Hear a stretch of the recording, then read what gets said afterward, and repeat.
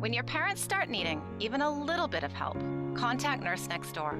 We can drive them to their doctor's appointments and pick up their prescriptions and make sure they take their medicine correctly, whatever it is they need. Getting started with a nurse when you need only a little bit of help makes it easier to accept more help later on. Nurse Next Door provides in-home elder care so that your parents can live happily at home. And it's affordable. See for yourself at nursenextdoor.com.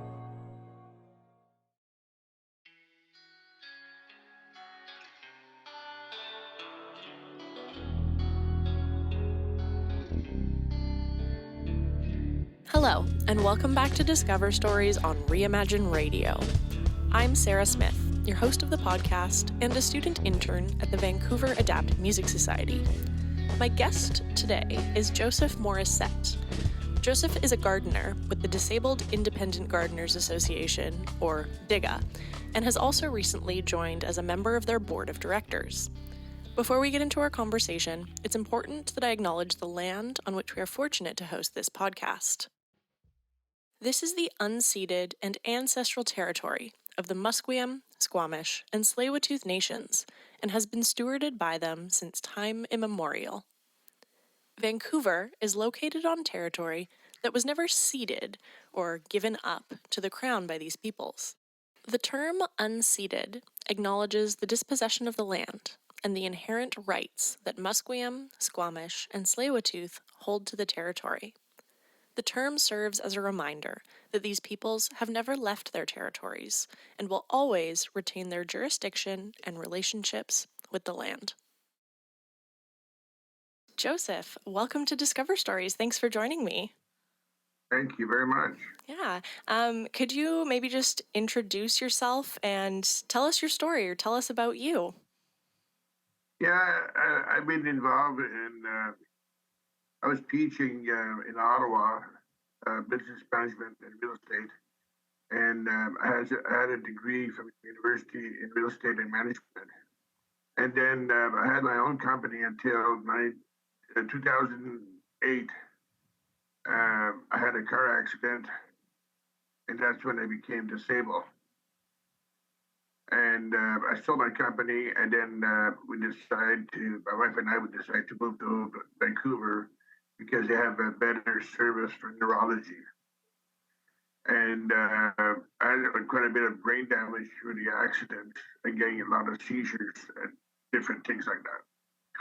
And then about 5 years ago, I had a stroke, and I was totally paralyzed.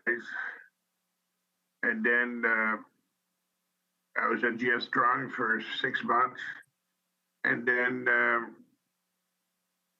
I'm still semi-paralyzed on my left side. My arm is paralyzed. But beside that, life is good. And I love Vancouver. And I love baking. I can't bake too much anymore, but I did like to do it a lot. And gardening was introduced to me by Shireen, and because I met her in a Zoom meeting, and she invited me to go to DIGA, and that's how it started.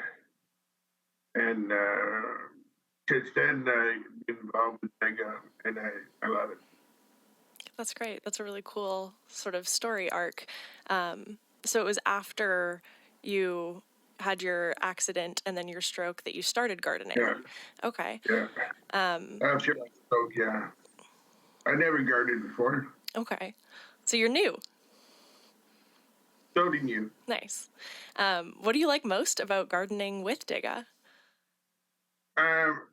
I like, right now I'm doing the gardening at GS Strong because I have a new garden there.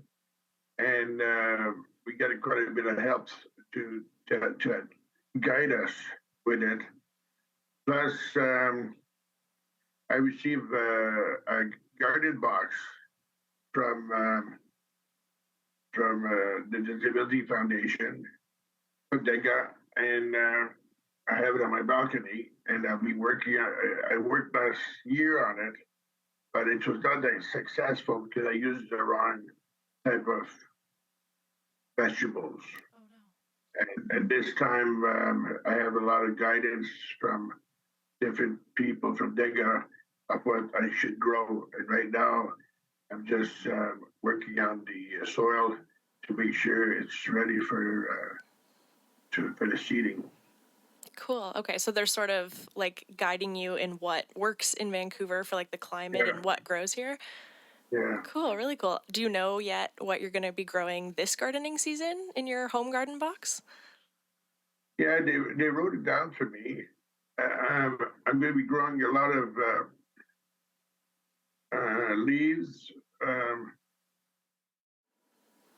some shallot, some. I can do some radishes, beets, and what else? I have a whole list of different things she told me I could do. And what else I have?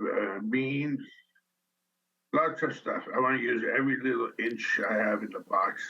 Yeah, that's great. Take advantage of it as much as you can. Exactly. Especially with the cost of food now. Plus, it's nice to have stuff growing on the balcony, and it's nice to see it every week. It's growing and growing and growing, and that's what I like. That's really cool. Yeah, you can like see it as it goes and all the way along as it progresses, and then you get to eat it at the end of it or cook with it or do something. That's fantastic. Exactly. Yeah, that's awesome. And then you said you're working on the garden at GF Strong as well. Is that one like vegetables and fruits that you can eat, or is it more flowers? Yeah. No flowers. Okay. It's very hot there. I don't know if you went there, but the garden at GF Strong, it's in the square, and the sun is really really good. But last year I had so many tomatoes. Must had about 35 tomatoes. Wow. And I was so excited. And then I went over, and all my tomatoes had holes in it. Oh no. And I said, what happened here? And I realized I have a lot of hummingbirds. Oh. And hummingbirds love to suck the juice from the tomatoes. Between all my tomatoes are ruined. And, but this year, I'm going to be, Graham will be able to help me put a net over my tomatoes. That way I won't get caught again. Nice. Perfect. But when I was there, I saw a lot of hummingbirds. But I never thought they were threats of because they love tomatoes. Mm.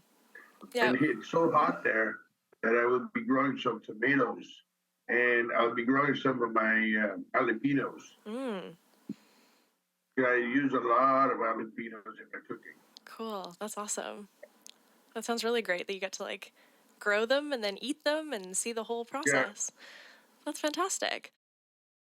And I heard that you have been gardening with DIGA for a while, but now you're also a board member at DIGA. Yeah. Can you talk a little bit about why you wanted to be on the board? The reason why is because I want people to know more about DIGA, because I didn't know about it until I met Shireen.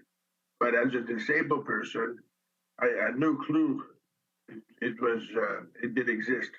And now, as a board member, I want to provide some information of my own experience with DIGA and what I'm looking for and what other people are looking for.